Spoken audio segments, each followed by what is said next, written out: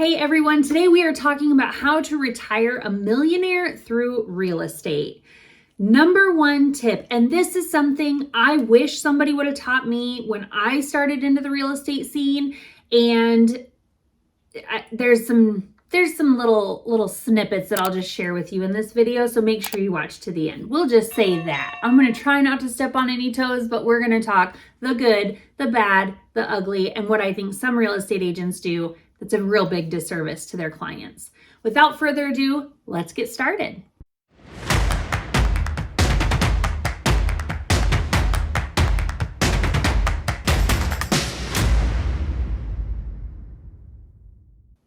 Okay, what I would say, and Barbara Cochran just repeated this not long ago, it's been blowing up all over the internet, is to get in the real estate game as soon as you can. Even if you have to beg, borrow, and plead for that down payment, or work on some different loan programs that are available so that we can get you low or no down payment loans. We can ask for closing costs. Like, there's a lot of different options that we can do to help you get started into the real estate scene immediately. I will be talking with a mortgage lender coming up, and we're going to be sharing even some additional tips on how to get you started into the real estate game and how we can change your financial future through owning real estate. So when you get started in real estate, this was the biggest thing that I wish somebody would have told me. Instead of selling your house, move on and up, on and up, on and up, rinse, recycle, and repeat. Okay? We're going to dive into more of that. So when you first buy your house, for me, I wanted to buy the prettiest house. It was going to be my perfect dream home. Let's just get that out of the way right away. Okay. Your first house, really, we need to look at it as a stepping stone. So what I always tell my clients, let's pick the best area for resale value or for rentability, and let's pick the ugliest house. Okay. And I know that that sounds really daunting, but in today's day and age with Pinterest and Instagram and all these beautiful accounts that can teach you how to upgrade your house for a little bit of money, it's going to be a huge, huge advantage to you down the road.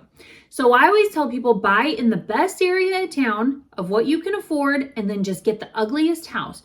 Go in there and do some cosmetic updates. Maybe you're painting kitchen cabinets. Maybe you're painting walls. Maybe you're updating a bathroom, just some little things. I'm not saying we're going to be knocking down walls and getting an architect or an engineer in there. Nothing crazy like that. Like, we just want to make this a beautiful home through little updates. Okay.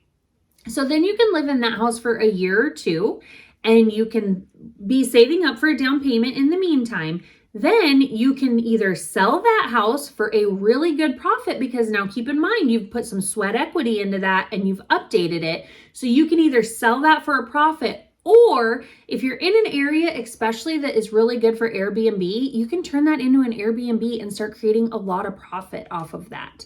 You could also potentially rent it out monthly to a long-term person. There's just a lot of different options there. But what I will say is to always take that money and reinvest it. So I would say, if at all possible, hold on to the asset. And that's where I'm stepping on some toes here. There's a lot of real estate agents who will just tell you, just sell it, just sell it. And the reason being is because then they can sell it for you, get the commission off of that, and then help you buy another house and get the commission off of that.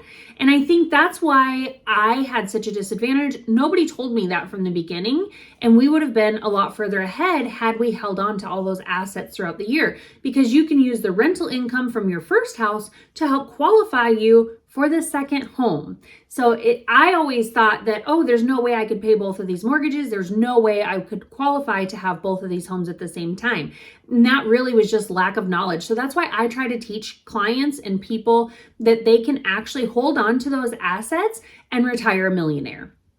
So then you go to the next house, you decide to rent this one out, or turn it into an Airbnb if that's great in your market, and then you buy the next ugliest house in a really good neighborhood of town. And you do the same exact thing. Put some cosmetic updates on it, put some sweat equity in there, and all the while be trying to save up as much as you can. Okay, so then you do that again and again and again. And can you imagine how many houses you could have if you did this every 1 to 2 years and you decided to retire? I know when I talked to my husband about it, and I talked to a lot of people who were either millionaires or well on their way to it, and I asked them what they were doing differently, and this is exactly what they told me. So I discussed it with my husband, and that's what we're well on our way to doing now as well.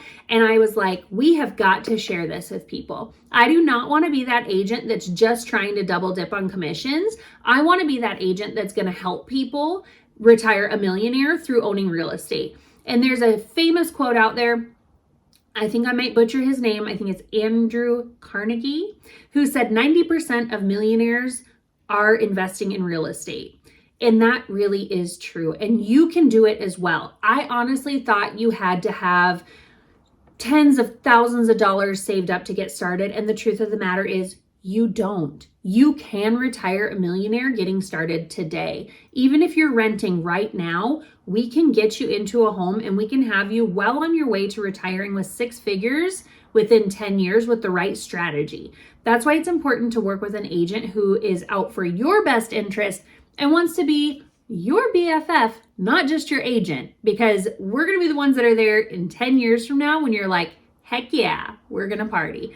So if that is something that you think you would like to get started on, even if you're not in the Black Hills, still give me a call, shoot me a text message. I will help find you an agent that is aligned with the same mindset to help you grow for the future versus just selling your home today. So call me at 605-759-0808 or drop a comment and make sure that you've liked and subscribed because we have a lot more content coming for you soon.